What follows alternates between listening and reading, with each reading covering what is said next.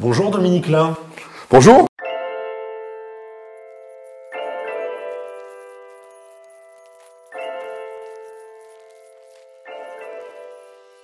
Très heureux. Également, très heureux de vous accueillir au Luc en Provence. Écoutez, un grand merci. On rappelle, vous êtes maire du Luc en Provence. Oui. Alors moi j'ai une première question. Le prénom Dominique. Ouh là là. Je crois qu'il y a une anecdote peut-être parentale. Ouais, je suis né pas loin de la fête de la Saint-Dominique, donc je pense que mes parents ont donc pris le calendrier et ont regardé Dominique, et puis peut-être que j'étais le deuxième parce que j'ai un frère, peut-être ils voulaient le choix du roi, ils attendaient une fille, et puis Dominique, vous savez que à l'époque ça allait aussi bien aux filles qu'aux garçons. Je vous rassure, je suis Dominique, garçon, deuxième fils de mes parents. Bah justement, je rebondis. Donc, l'enfance de Dominique Lin, donc c'est une fratrie finalement. Ouais, 4. Mes parents, mon frère, j'ai un frère aîné, et puis j'étais le petit dernier, donc plus particulièrement privilégié et protégé aussi. Le Benjamin. Ouais, le Benjamin, oui, Benjamin. Et j'allais dire, il y a peut-être un attachement particulier avec votre mère. Ah, complètement. Ma mère est de Toulouse. Et d'ailleurs, quand je vais voir le RCT, je ne peux pas m'empêcher le club frère qui est toulousain, parce qu'on a les mêmes couleurs. Ah, ça doit pas être facile, ça. C'est pas facile, mais les valeurs sont là. Et ce deux beaux clubs. Et oui, ma mère a une particularité. Enfin, on a passé beaucoup de temps ensemble. Parce que j'avais un père qui partait souvent à l'étranger, militaire, et puis qui a continué après au-delà de la nation militaire à faire partie, j'allais dire, de service de la France, et est allé pas mal à l'étranger. Donc j'étais le petit dernier avec ma mère. Voilà. Et donc finalement, j'allais dire, est-ce que finalement, parce que je sais que la philosophie, c'est quelque chose de très important dans votre vie, je sais que vous aimez beaucoup mettre du sens, en tout cas dans les actes, dans les paroles. Aujourd'hui, d'être maire du Luc en Provence, où il y a la base école générale Leger, c'est quelque chose d'important, parce que le papa était pilote, mais aussi le frangin. Oui, j'avais mon père, pilote. Je suis arrivé en 1969, ici, parce que papa était donc pilote d'hélico, à la base du Calais des Morts, général Leger. Et puis ensuite, mon frère est devenu pilote. Il a été pilote assez tôt, puisque je crois qu'avant 20 ans, il avait son diplôme de pilote. Et donc j'étais là. Et moi, petit dernier, vous savez, on est toujours un peu rebelle. Ça, vous le retrouverez tout au long de mon parcours. Je sais ce que c'est. À titre personnel. Donc voilà, donc t'as pas mal. Et j'ai toujours été passionné par l'enseignement, par la transmission. Donc c'est une autre philosophie de vie, mais d'un côté j'ai pris des valeurs liées à ce qu'est un fils de militaire, avec un papa qui part souvent à l'étranger, qui est parti en Afrique dans le cadre de campagnes, des opérations extérieures. Des opérations extérieures, voilà. Et puis aussi la notion technologique. Il y a l'hélicoptère. Le zéro risque n'existe pas, surtout en hélicoptère. Absolument. Donc voilà, j'ai appris tout ça, et moi j'étais plutôt dans l'enseignement, mais avec du côté de ma mère, voilà, parce que ma mère était aussi couturière, c'est couturière, et a aussi eu l'occasion d'enseigner dans le cadre de la couture. Voilà. C'est comme ça, mais oui, la base du Calais des Morts est très importante à mes yeux. D'ailleurs, j'ai eu la chance de pouvoir, sur le rond-point, quand on rentre à la base du Calais des Morts, ce rond-point-là, il y a une vis de Léonard de Vinci, et c'est la vis qui a été réalisée sur une idée de mon frère, par mon père, mon frère, Didier Larsonnet et moi-même. J'allais dire, finalement, vous êtes un bon mariage entre le service public, on le voit aujourd'hui, puisque vous êtes engagé en tant que maire, en tant qu'élu, la transmission, et finalement par votre mère couturière, là vous me parlez d'œuvres d'art, est-ce qu'il n'y a pas finalement une importance attachée à l'artisanat pour le coup? Ouais, il y a une importance attachée à l'artisanat, puis surtout, vous comprenez que quand on est le militaire, la politique, c'est pas la culture de la famille. Ah, c'est absolument. Voilà, donc c'était la maman qui est venue, mais on s'est approché de la politique par le sens plutôt grec d'investissement dans la cité, l'engagement, la volonté d'apporter à l'endroit où on se trouve, à la commune ou à la société sur le sujet, son avis et être actif dans cette vie citoyenne et civile. Ouais. C'est important j'allais dire ça, de faire sens finalement. On revient un petit peu à je sais que vous parlez on voit beaucoup de valeurs. Vous parlez énormément de transmission, de relativisme, est-ce qu'un petit peu comme Jacques Brel, il y a une vieille interview de Jacques Brel où, alors à mon avis vous devez la connaître, où il dit je vis et ça me suffit, ça ne va pas. Il faut aller toujours plus loin, il faut aller apprendre plein de choses. Est-ce que c'est quelque chose qui vous caractérise? Alors, l'enseignant à la base que je suis, puisqu'à la base je suis un enseignant de mathématiques, et après j'ai dirigé des centres de formation, mais dans l'artisanat. Et c'est pour moi ça a un gros sens, comme vous l'avez cité. Et effectivement, on n'est jamais satisfait. Vous parlez par rapport à cette phrase, moi ça m'en renvoie vers une autre. La perfection n'est jamais dans les hommes, mais dans leur intention. On cherche toujours cette perfection. C'est le chemin qui est important. On cherche toujours cette perfection. Et la perfection, c'est comme l'horizon, c'est une ligne imaginaire entre le ciel et la mer, et quand vous avancez, il recule. Parce qu'on atteint, qui peut dire qu'il a atteint la perfection? Jamais. Donc c'est une volonté toujours de challenge, parce que là aussi on a un petit côté sportif, challenge, de volonté de faire une action, qu'elle soit la plus, entre guillemets, proche de la perfection possible. Et puis, de toute manière, elle recule toujours parce qu'on va toujours plus loin. Et c'est cet engagement-là qui m'intéresse énormément dans la vie. Mais je considère aussi que pour faire cet engagement-là, je mets en parallèle cet engagement avec aussi l'éducation des enfants, parce que j'ai 3 enfants. À un certain âge, on n'éduque pas de la même façon. Et j'estime que pour avoir un engagement politique, notamment en tant que maire, il faut avoir une certaine forme de maturité. Il y a une période d'apprentissage. Et puis il y a une période où on vient et on se met dans la vie et on essaye d'apporter ce qu'on a connu. Donc la notion de maire, je suis un maire Covid, hein.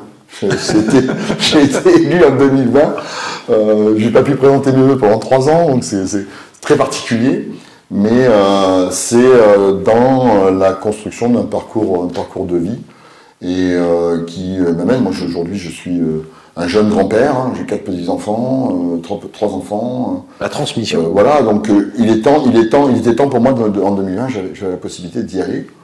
Je commençais un petit peu avant, mais en 2014, les électeurs n'ont voulu autrement. Mais j'ai continué en 2020, depuis 2020, je suis dans ma ville que j'aime. Et là aussi, on ne peut donner sa pleine puissance que lorsqu'on aime les choses.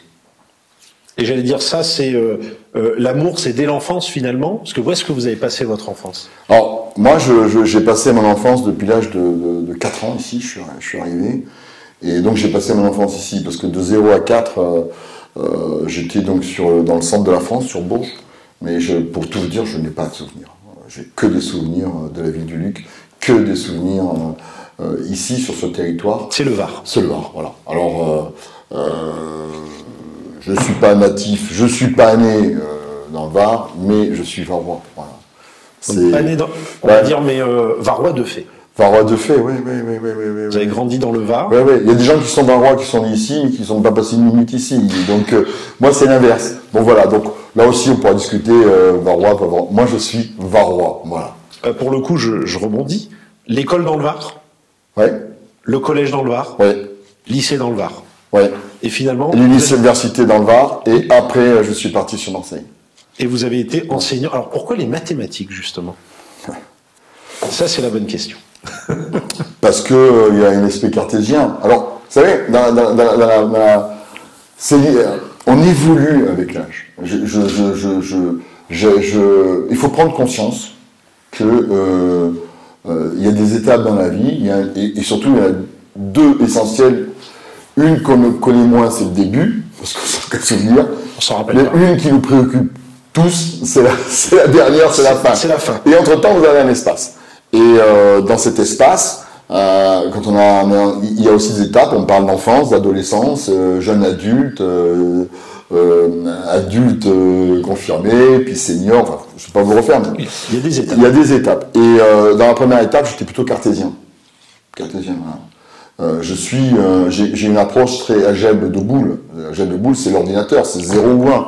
Un interrupteur, il est ou allumé ou éteint. Il n'est pas entre les deux. Le binaire. Donc le binaire, voilà, la base binaire qui est l'essence même de tout ce qui se fait des ordinateurs et autres. Donc j'étais là-dedans et j'ai passé. Voilà, rationnel. J'étais rationnel, avec une éducation plus paternelle dans le cadre de la rationalité et puis après en évoluant, on est allé plus vers la maman qui était elle.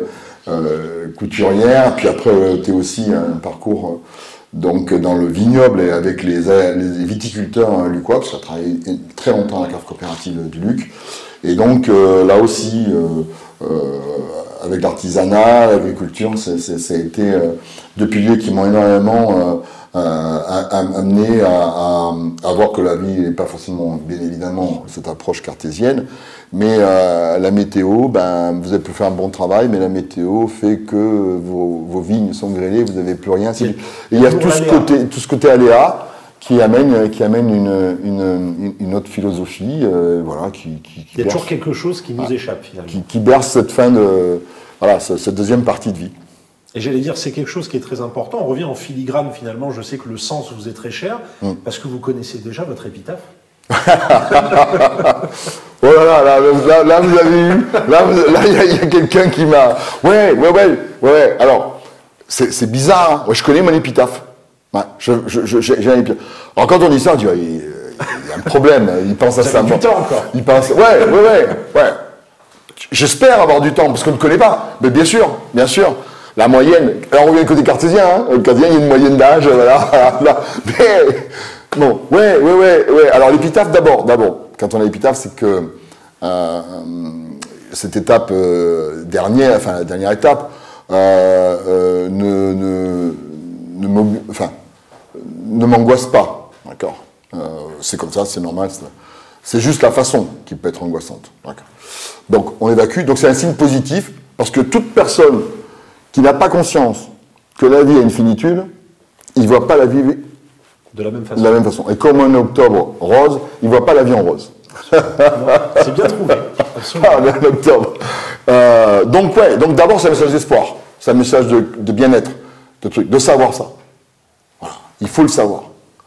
La santé n'est pas un droit acquis. La vie pas parce qu'il y a une moyenne. Donc, pour en revenir, j'ai été dans ma vie, je suis un peu rebelle. Voilà. Ça se voit pas comme ça, mais... Passionné. Voilà, on pense ce terme, passionné. Et comme enseignant, j'ai eu l'occasion de passer un Master 2 en e-learning. C'est-à-dire, vous étiez à distance. À distance, c'était avec l'Université de Lille. Et je passais mes cours extrêmement petit peu à distance. C'est un peu les anciens cours, mais c'est avoir du papier, c'était du numérique, on envoyait. Et j'allais passer mes partiels, bien sûr, à Lille. Je traversais, je partais aux Arcs. Des Arcs, j'allais à Lille. Et dans le e-learning, il y a eu une anecdote. J'étais donc j'adore le froid, j'adore voyager et j'adore le froid aussi pour dégager cette altérité. On est dans un département où on a la chance, il fait surtout chaud, on connaît les palmiers, on connaît la mer, tout. Mais connaître des moins 20 degrés, moins 25 degrés, ça me passionne. Et là aussi, ce côté un peu d'aller dans la découverte, d'aller voir. Et cette altérité, c'est qui vous transforme qui vous transforme tous vos paramètres. Voilà, vous arrivez, il fait nuit, à 14h il fait nuit, vous pouvez, vous buvez dans une tasse en bois parce que la vaisselle elle casse, le fer vous restez les lèvres collées, c'est génial, c'est un truc. Un autre quotidien. Ouais. J'étais donc en Finlande, à l'intérieur du cercle polaire, et j'avais ce cours de e-learning, donc j'étais avec mon piano, mon ordinateur, et tagalade. Et j'étais toujours impressionné, j'avais une quarantaine d'années, et j'avais des jeunes qui avaient 20 ans, et j'ai l'impression qu'ils avaient vécu 3 vies. Il avait vécu 3 vies. On me parlait de tel philosophe, tel machin, Murphy, voilà, il connaît tout. Je suis pas possible. Dominique. Il y a un truc. Oh Luc, t'as raté quelque chose. T'as raté quelque chose, Luc. Bon Dieu. Bon, allez. Et j'avais compris qu'en fait, ils avaient plusieurs ordinateurs et qu'ils étaient avec un, ils se branchaient avec l'autre, et évidemment, on parlait d'un tel, clac. On aurait parlé du maire du Luc, tac, ils auraient googlisé, ils avaient l'info. Et je leur ai fait un piège. Et je leur ai fait un piège, puisqu'on parlait quand même du handicap, visible, invisible, tout ce qui, comment un adolescent, comment un enfant comprenait plus vite que d'autres, pourquoi ne comprenait pas, quelles étaient les méthodes pédagogiques, j'étais là-dedans. Voilà. Et j'ai donc inventé une phrase, et j'ai inventé un philosophe. Alors, philosophe, j'ai mis un nom russe, je me souviens pas pourquoi, je me souviens plus du nom, mais j'avais mis un nom russe. Voilà, parce que je trouvais que, voilà, comme De Garenne te pose un lapin, un nom russe te pose un philosophe. Voilà. Oui, ça sonne Dostoïevski. Voilà. Bon, c'était voilà. Et pas tout le monde connaît. Ouais, mais justement, quand on ne connaît pas, hop, là, on a besoin de protection, on répond pas. Et j'avais écrit « Le corps mort rend à la vie son sens, comme le cormoran à la mer sa raison. » Paf, et j'envoie ça. Et là, silence. Et là, rupture de vaisseau. Plus personne ne peut trouver. Et je leur ai dit simplement que moi, ce qui m'intéressait dans ces échanges, qui étaient intergénérationnels, déjà à l'époque, c'était un des plus vieux, c'était d'échanger et de comprendre ce qu'une génération de moins que moi, ou deux, des fois, pouvait avoir par rapport à la notion du handicap, comment était perçu ce handicap par les jeunes. On était, vous savez, c'était à l'époque où les téléphones commençaient à vraiment fortement progresser. Alors le téléphone n'existe plus, non, mais plus que le téléphone. C'était déjà les prémices du smartphone. Ouais, on était même déjà dedans. Comment ces jeunes pouvaient. Et je leur expliquais que moi, à travers cette phrase, je leur donnais un ressenti, un avis, et que je voulais savoir ce qu'ils en pensaient. Et donc j'ai inventé cette phrase. Et donc, le corps mort rend à la vie son sens, comme le cormoran à la mer sa raison. Je trouve que c'est une phrase qui me va bien, parce que effectivement, la vie prend un autre éclairage, un autre axe, quand vous savez que c'est la fin, donc c'est le corps mort qui rend à la vie du sens. Et comme le cormoran à la mer sa raison, toujours pareil, la mer, il manque un E, mais le cormoran vient se nourrir, et c'est souvent dans votre entourage, la personne qui vous est le plus proche, qui vous ramène à une forme de raison et d'explication et qui capte. Voilà. C'est simplement ça, et elle est dans mon bureau d'ailleurs, elle est dans ce bureau de mer, et elle fait partie maintenant de ma vie. Puis je dis, comme je l'aimais bien, voilà, ça sera le message que j'aurais envie de laisser à quelqu'un qui arrive, un conseil, à travers ça, ce serait ma phrase. C'est pour ça. Alors voilà, vous avez l'information forcément par. On n'est jamais trahi que par ses proches, donc là, mais dans le bon sens du terme, j'ai été trahi. Et c'est avec plaisir que j'en parle de cette phrase. D'ailleurs, je vous le dis, elle est affichée dans mon bureau. Je rebondis parce que votre bureau, est-ce qu'on peut parler d'un musée? Parce que finalement, tout est symbole dans votre bureau. Alors mon bureau, il est d'abord quand vous travaillez dans un espace, le cadre de vie est important. Là aussi. Oui, l'intérieur. L'intérieur, ouais. Quand je dis le cadre de vie, j'ai appliqué ça aussi à la ville du Luc. J'estime que on ne détruit pas ce qui est beau, au contraire, on respecte et ça. On va le cultiver. Voilà, et ça vous attire de regarder, de dire tiens, pourquoi il y a ça, c'est tout, on revient vers l'art, on revient vers la culture, on revient vers tout ça. Si le lieu n'est pas beau, donc moi mon cadre de vie, il est beau parce que chaque élément qu'il y a ici rappelle un peu, alors il y en a un peu trop d'ailleurs, il faudra que j'en enlève, mais rappelle quelque chose pour moi. Et comme dans ce bureau, il y a d'extrêmes, il y a de la joie, il y a des belles nouvelles, mais il y a aussi des moments difficiles. C'est une forme de médicament pour mon cerveau. En regardant certains éléments, ça me permet aussi de me rappeler certaines choses et de positiver et de m'aider dans ces moments-là. Finalement, un peu comme dans votre futur épitaphe, pour le coup, c'est important de se recentrer finalement. Ouais, toujours, ouais. Oui. D'ailleurs, dans mon métier et dans mon engagement, mon métier, c'est la transmission de l'enseignement. Mon engagement, c'est l'engagement de la vie publique de maire, mais pas que, parce que j'ai la chance actuellement d'être aussi président du SDIS. Ça relie les deux, l'engagement et la passion. Ça allait être une de mes questions. Les pompiers. On va y revenir tout à l'heure. Et c'est, si vous voulez, pour moi, l'enseignement, si vous voulez, la grande problématique de l'enseignement, c'est le déficit de la culture de l'orientation. Encore vous me dites ça, et lui, il a mis les doigts dans la prise. Posez-nous, on doit se poser la question, comment on est arrivé là, dans le métier que je fais. Alors souvent, c'est, j'ai réussi, j'ai continué, j'ai pas réussi, j'ai pris une autre branche et tout. Je pense, quand on est honnête envers nous-mêmes et qu'on répond de façon honnête à ces questions, il y a de moins en moins de personnes qui imaginent au départ être tel métier, faire tel métier et y arriver. Il y a souvent des trucs. Et souvent, ben voilà, moi j'aurais pu faire peut-être pilote, parce que mon père était pilote, donc je reproduisais la reproduction sociale. Voilà, aussi de la famille. Oui, voilà, ce que je sais. Voilà, parce qu'évidemment, on a une analyse et une réflexion par rapport à notre environnement. Plus notre environnement est étendu, plus on a la possibilité de pouvoir une analyse plus correcte. Ça ouvre les œillères. Voilà. Et moi, je vais prendre un exemple qui va expliquer ce que je veux dire. C'est que moi, j'ai eu la chance, c'est une chance. Voilà, c'est une chance. Je suis à l'université, j'ai besoin de gagner un peu d'argent, je viens donner des cours, je rentre dans la chambre des métiers du Var, je rentre dans un centre de formation, je découvre des jeunes qui arrivent un petit peu avec un ressenti, je suis pas bon, je suis nul, alors que c'était faux. Et des histoires de vie, j'ai plein d'histoires de vie avec des apprentis, j'ai travaillé pendant des années, j'y suis encore, mais de façon modérée.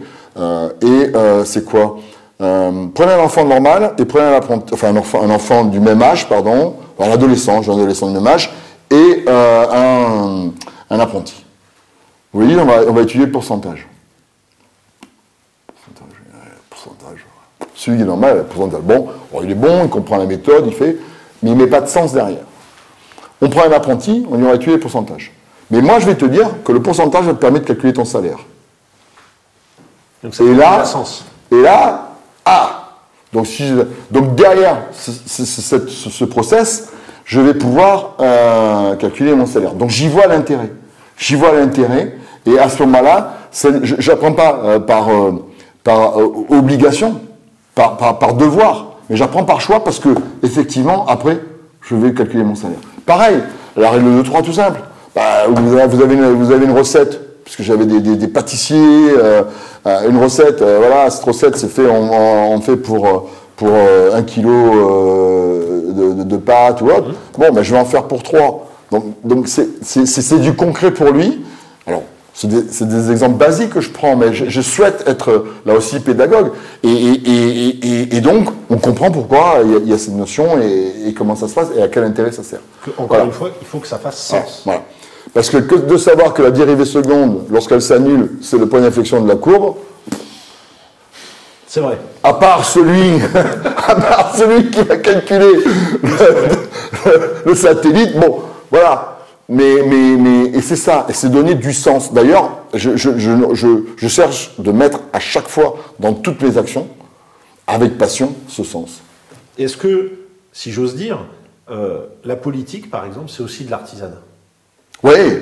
Alors d'abord, il y a bien sûr, donc il y a le conflit parental, j'allais dire, un père militaire, on ne fait pas de poétique, une mère toulousaine, adepte du cassoulet, adepte du rugby, j'ai fait du foot au passage, donc vous voyez que adepte du rugby, là c'est l'engagement.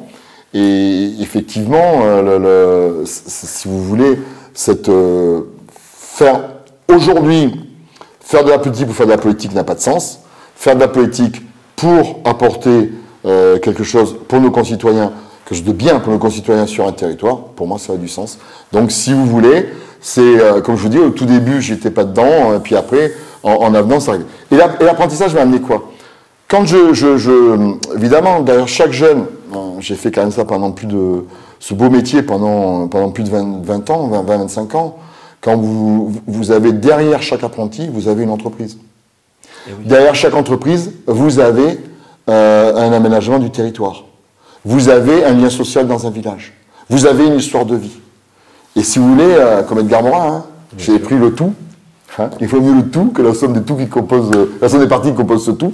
Donc là, j'avais une étude systémique de la situation, de la vie, Et de l'enseignant, après, avec l'apprenti, je suis parti plus vers l'entreprise, qui au passage était le maître d'apprentissage, notion sociale d'apprentissage pour l'apprenant.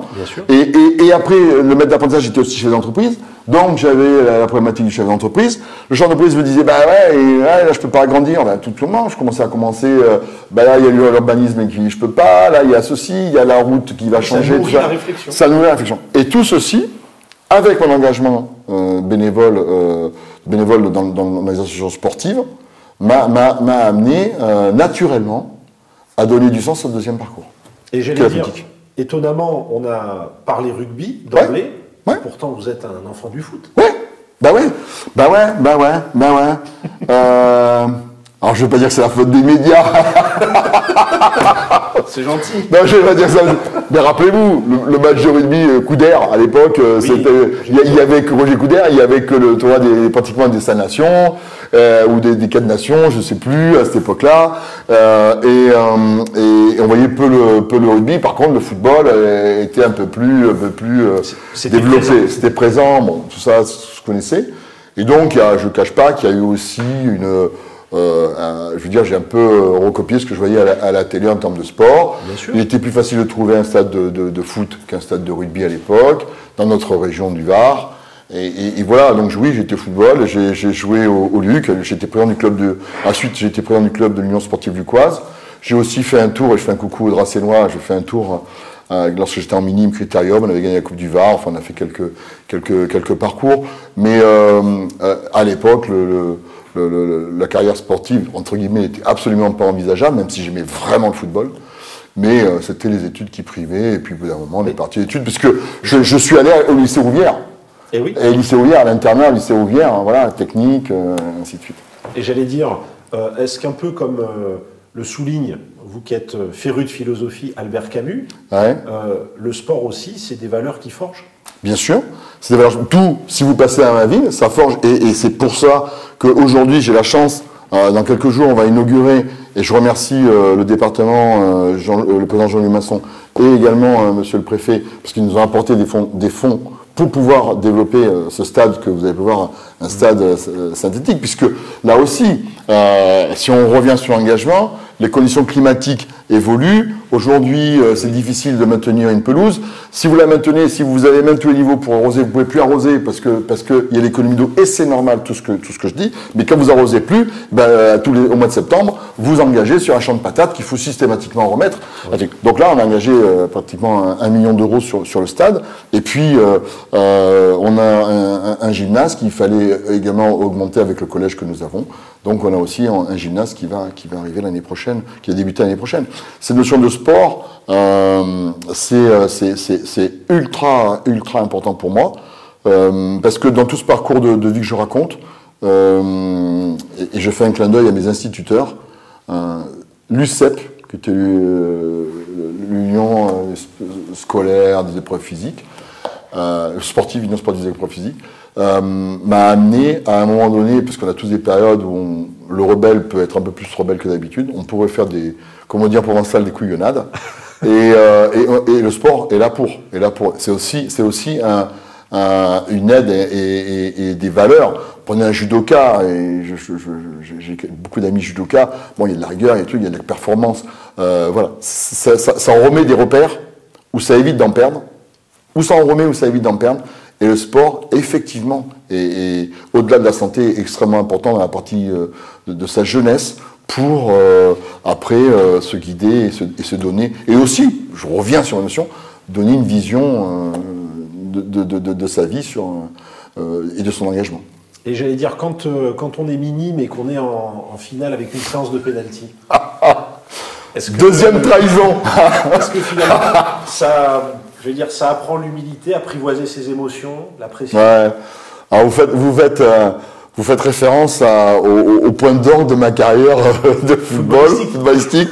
J'étais en mini critérium à l'époque, donc ça, vous savez, c'était un certain niveau important. Bien sûr. Et enfin, il y avait pas pour cet âge-là, ce tranche-là, il y avait pas au-dessus. Donc on allait à Nice, à Monaco, et tout ça. Donc c'est d'abord extraordinaire. C'est génial. C'est top. Ah, c'est top. Ouais, mais là je voyais dans le Var. Dans le Var et au-delà du Var. Mais on se déplace. On se déplace en équipe. Et ça, c'était important. Et arrive la finale du championnat de la Coupe du Var. On n'était pas favori, hein, parce qu'on avait le Sporting en face, c'était pas favori. Et donc, on prend un but sur la fin de match. Et puis, il y a un coup de génie de mon entraîneur qui fait il fait rentrer quelqu'un. Et cette personne-là, Omar, qui jouait en attaque, nous claque un but dans les dernières secondes du match et on va au pénalty. Et comme toujours, on arrive au fin de pénalty. Et le dernier qui tire le pénalty, si on le met au fond, on a gagné la Coupe du Var. Et j'ai eu le stress et l'honneur et le plaisir, finalement, de tirer ce pénalty et de le mettre dans une lucarne. Ouais. Voilà, ça a été une petite anecdote. Voilà. C'était mon... après, le football plus. Mais on sent que vous en parlez avec émotion. Ouais, parce que ça me ramène à un moment où... tout était ouvert, tout était fantastique. J'étais en collège, je finissais mon collège. C'est un très très beau moment. D'ailleurs, il faut qu'à chaque fois, quand on a, vous parlez de la philosophie, c'est un peu prétentieux de parler de philosophie, mais en tout cas, c'est des points qui nous permettent de pouvoir quelquefois discuter avec nous-mêmes et mettre de la distance ou prendre de la hauteur sur les sujets. Donc les écrits et les expériences décrites par d'autres, c'était aussi intéressant de s'en imprégner, comme aussi de se rappeler des bons moments, et ça fait partie des bons moments. Hein. Il y a d'autres bons moments. Hein. La naissance de mes enfants, c'est extrêmement important pour moi, et voilà, donc ce moment-là, ouais, parce que je suis seul dans ma tête face au ballon. Mais j'allais dire, l'esprit collectif, je vous prends au mot, c'est finalement quelque chose qui est aussi au cœur de votre engagement, parce que on a parlé de l'armée avec votre père et votre frère, avec l'aviation légère de l'armée militaire, etc. Votre frère, je crois aussi, a fait carrière dans les douanes. Bon, alors mon frère est aussi pilote, et puis après, il est parti effectivement dans les douanes. Alors, je peux en parler parce que maintenant, depuis peu, il est à la retraite, donc on peut, dans les douanes, et il est parti. Ça a été une expérience enrichissante, comme l'expérience de son armée. Et moi, je vous fais une conférence, j'ai fait mon service militaire. Mais comme quoi, des fois, il y a des hasards. J'ai été enseignant, j'étais dans l'armée, j'ai fait mes classes au 4e RIMA à Fréjus, donc le sport. On a envoyé. Les troupes de marine. On a fait ça pendant nos classes. Et après, j'ai été mis à disposition et j'ai enseigné dans un BTS, au lycée de Vitrolles, qui était le lycée de l'aérospatiale, où j'enseignais dans un BTS pendant mon armée. Encore l'aéro. L'aéro, ouais, c'est comme ça tourne autour. C'est de famille. Ouais, c'est la pomme. La pomme tombe pas loin du pommier, et à chaque fois c'est tombé autour. Mais c'est le hasard de la vie qui fait ça. Alors est-ce qu'il y a un hasard? Très certainement. Mais quelquefois aussi on le provoque un peu aussi. Et j'allais dire l'esprit collectif aussi. Aujourd'hui, vous êtes président du conseil d'administration du SDIS, service départemental. Justement, donc les pompiers. Donc ça, là aussi, c'est quelque chose d'important pour vous, ça, cet esprit collectif et cet engagement qu'ont les soldats du feu. C'est important et c'est une fierté. Je remercie d'ailleurs les deux présidents qui m'ont, le président Marc Giraud, qui m'a nommé à la suite de Françoise Dumont, qui est devenue sénatrice, et le président Jean-Louis Masson, qui m'a confirmé dans ce poste-là. Quand vous êtes dans le Var et que vous vous occupez des pompiers, c'est d'abord une très grande fierté. Et puis, ça impose une notion de résultat, parce qu'on est à la fois confronté, on rentre dans la famille des millions de Varois qui sont sur ce département. On fait partie de la famille. On a toutes les 4 minutes, dans notre interview, je ne sais pas combien ça va durer, mais toutes les 4 minutes, il y a un camion rouge, comme je dis, qui part et qui va aider. Aujourd'hui, les sapeurs-pompiers, pour qui, je le redis, j'ai découvert. Je ne le cache pas, quand je suis arrivé au tout début, je dis, oh là là là là, j'ai découvert. Mais quelle découverte! c'est un bel engagement citoyen. Sapeur-pompier volontaire, c'est un bel engagement citoyen. Pour moi, peu souvent mis en avant, mais connu sans être connu, mais c'est un des plus beaux engagements citoyens. D'ailleurs, j'espère que l'Europe le reconnaîtra comme tel. Et ensuite, technicité. Hein, ils sont de vrais opérationnels. Quand on attaque un feu, quand on va récupérer quelqu'un sur la route, il y a de la technicité, il y a des camions. J'ai découvert tout ça. Donc ça m'a ramené aussi vers cette notion là, il n'y a pas de hasard. Là, il y a des compétences, il y a de la formation et il y a de la passion. Parce qu'il faut au-delà, c'est plus une vocation, de la passion. C'est une vraie vocation. Parce que quand vous allez... moi, j'ai eu l'occasion de gérer le feu de Gonfaron. Wow, quand j'ai vu certains théâtres du feu, vous êtes là, où la nature est beaucoup plus forte que vous. Tant que la nature est supérieure à vous, le danger est pour l'homme. À partir du moment où on arrive à inverser le rapport, là, on commence à reprendre. Mais on a vécu des situations qui resteront gravées. Et je n'évoquerai pas parce que, voilà, ça reste dans le côté intime, même si c'était une interview qu'on a discuté, mais c'est un côté intime. Mais quand à la radio vous entendez des urgences, parce que le camion est au milieu et qu'il faut amener les avions sur ces endroits pour arroser plus fortement, enfin, vous avez des moments de vie qui font grandir et que vous espérez pas revivre, même si l'issue a été heureuse, parce que bien évidemment on a éteint le feu. Pour les pompiers, je parle. On a eu 12 000 pompiers, 1200 pompiers engagés, 1200 pompiers partis de leur caserne, 1200 pompiers rentrés dans leur caserne. Ça, c'est hyper important. C'est hyper important. La mission se termine quand on rentre à la caserne. Ouais, et l'anecdote veut que les derniers camions du feu de Gonfaron sont allés traiter l'inondation à Pignan. Comme quoi. Hein. Mais là, pour en revenir, oui, c'est une grande fierté. Alors ils sont pas toujours, comme je dirais, c'est un peu de temps en temps une classe un peu turbulente. Je leur envoie un petit message aux turbulents, je leur dis quand même qu'ils comptent sur à la fois la direction, notamment le contrôleur général Éric Groin, avec son équipe et moi-même pour faire en sorte que évidemment, on amène les moyens. D'ailleurs, il y a un réel engagement, puisque je suis maire du Luc, mais je suis aussi vice-président du département, il y a un réel engagement du conseil départemental, et il y a une réelle appétence de la part du président Jean-Louis Masson pour les sapeurs-pompiers. Et cette appétence se traduit notamment financier, de façon à ce qu'aujourd'hui, on puisse répondre favorablement aux besoins du territoire et du département du Var. Je rappelle quand même que depuis mon arrivée donc, en tant que président du SDIS, on appelle ça PCAS-10. Vous savez, tout acronyme. Oui, PCAS-10. Président du conseil d'administration du SDIS, qui gère l'autorité administrative, et le préfet et l'autorité opérationnelle. Tout à fait, l'État. Voilà, l'État. Et l'autorité opérationnelle, c'est tout ce qui est moyen quand il y a...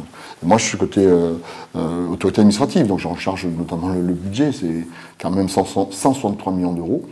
Et je remercie à la fois le département et les communes, les EPCI, pour donner la possibilité, parce que là aussi, c'est un choix de vie. C'est un choix de vie. Vous vous appelez, appelez quand il y a une réelle urgence. Oui, mais bien sûr. Mais c'est un choix de vie. Vous allez dans des pays, vous allez aux États-Unis, vous montez dans le camion, vous payez. D'accord ? Alors, les bonnes choses, c'est gratuit pour le client, mais c'est pas gratuit pour la société. Tout à fait. Et ça, comment vous dire ? Il ne faudrait pas qu'on en arrive. Je vais prendre une image de la restauration. Vous savez, quand le buffet est gratuit, tout le monde se sert. Oui. Et on se sert en abondance sur l'assiette. On s'en fiche un peu de si l'autre il n'en a pas. La perte de discernement. Voilà. Et quand c'est payant, même si c'est minime, on fait attention. Donc oui, c'est à disposition, mais n'oubliez pas que ça a un coût. La sécurité n'a pas de prix, mais elle a un coût. N'oubliez jamais. Et donc, ouais, on est dans cette belle fierté de gérer le SDIS. On essaie de faire le maximum. J'ai géré le centre de la campagne de vaccination. J'ai géré ce grand feu.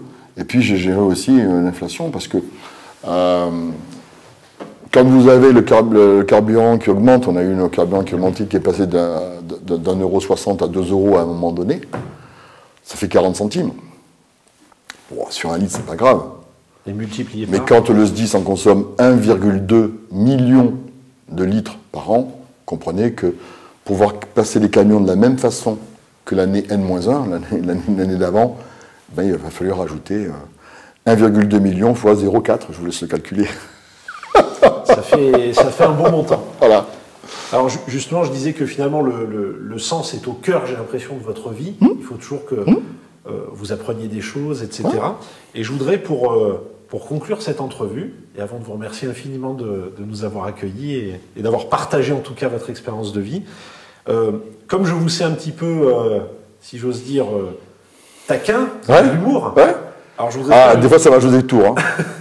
Je voudrais faire une interview avec une thématique que j'aime beaucoup. Il y a un présentateur qui s'appelle Thierry Ardisson, vous connaissez, qui faisait des interviews à thème. Et il y a une que j'aime beaucoup qui s'appelle Anti-portrait chinois. Yes. Donc il y a le portrait chinois, mais là c'est l'anti. Donc à chaque fois je vais vous demander, enfin je vais vous poser une question avec un versant en fait négatif. Il faudra que vous me répondiez. Oh, ne passons pas moi, c'est le prof qui passe je me fais contrôle. Pour finir, donc Dominique Lin, si vous étiez un défaut. Je vous donne une qualité, c'est ça? C'est l'inverse. J'allais dire, vous dites, effectivement, il faut me donner un défaut. Un défaut? Ah, tout à fait. Ouais. Alors on va reprendre un... Si j'ai un défaut, ouais, j'ai un défaut, c'est que je suis entier. Ça va pas. Vous savez, la vérité n'est pas toujours bonne à dire. Ouais, je suis entier. Donc c'est un peu un défaut, c'est le côté un peu impulsif. Voilà. Je le prends dans mon truc. Sinon, après, un défaut, je suis pas méchant.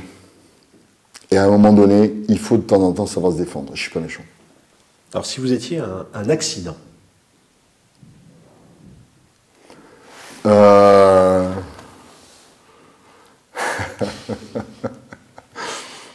J'allais dire pour mes parents un accident de la génétique. Pourquoi? Vous voulez que je sois pilote, que ça, je suis arrivé prof. Vous voulez que je sois pilote, que je fasse pas de politique. Et je fais prof et je fais de la politique. Donc voilà. Là, je fais un cadeau à mes parents qui, de là où ils sont, ils m'entendront. Si vous étiez un supplice. Un gâteau. C'est un supplice? Ben ouais, j'essaye d'être un esprit carré dans un corps rond. Donc c'est une forme de supplice pour moi. Vous savez, dans ma vie, j'ai perdu 1 tonne. Le problème, c'est que j'en ai repris 1 tonne 0,5. Donc il me manque toujours.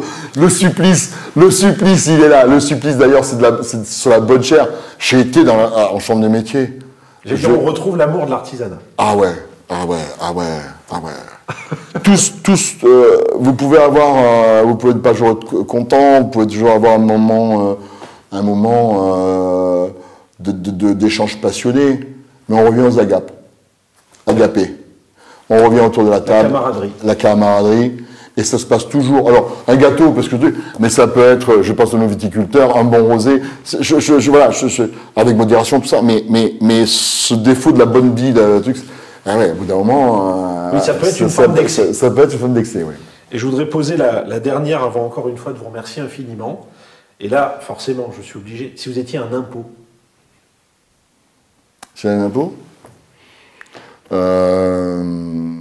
impôt sur le salaire. Les impôts classiques. Impôt sur le revenu. Impôt sur le revenu, oui. Parce que j'estime que, alors, de façon calibrée, mais j'estime que il doit y avoir la possibilité pour l'entrepreneur de gagner de l'argent, bien évidemment, je n'ai pas de problème avec ça, mais il y a une forme de, et c'est ce qu'on retrouve d'ailleurs dans l'entreprise artisanale, de réinvestir sur l'humain. L'artisan réinvestit à la fois à travers ses impôts, mais aussi sur la formation. Je termine sur cette phrase, cet impôt évite à beaucoup d'être le plus riche du cimetière. Ça ne sert à rien d'être riche à partir de ce moment-là.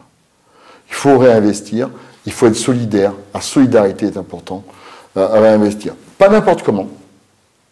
Après, on aurait pu, mais l'entretien, il y a des droits et des devoirs, mais si j'étais un impôt, c'est que cet impôt-là aille pour le bien de la société, impôt sur le revenu. Je gagne de l'argent dans des moyens. Alors, là aussi, on pourra en discuter, hein, c'est pas non plus tout prendre, mais l'impôt que je paye avec le plus de le moins de gêne, j'allais dire. C'est cet impôt qui peut être réinvesti pour la personne qui est à côté de vous. Eh bien, merci infiniment, Dominique Klein, pour ce moment privilégié avec nous. Merci à vous. Bien, merci d'être venu. Merci d'avoir pris ce temps. Et j'espère qu'à travers, en tout cas, cette interview qui est adressée pour mieux connaître la personne, l'humain, eh ben, j'espère que lorsqu'on nous croisera, on verra aussi ce qui fait, ce qui donne de la densité au personnage. Tout est dit. Merci encore, Dominique Klein, pour votre accueil. Merci.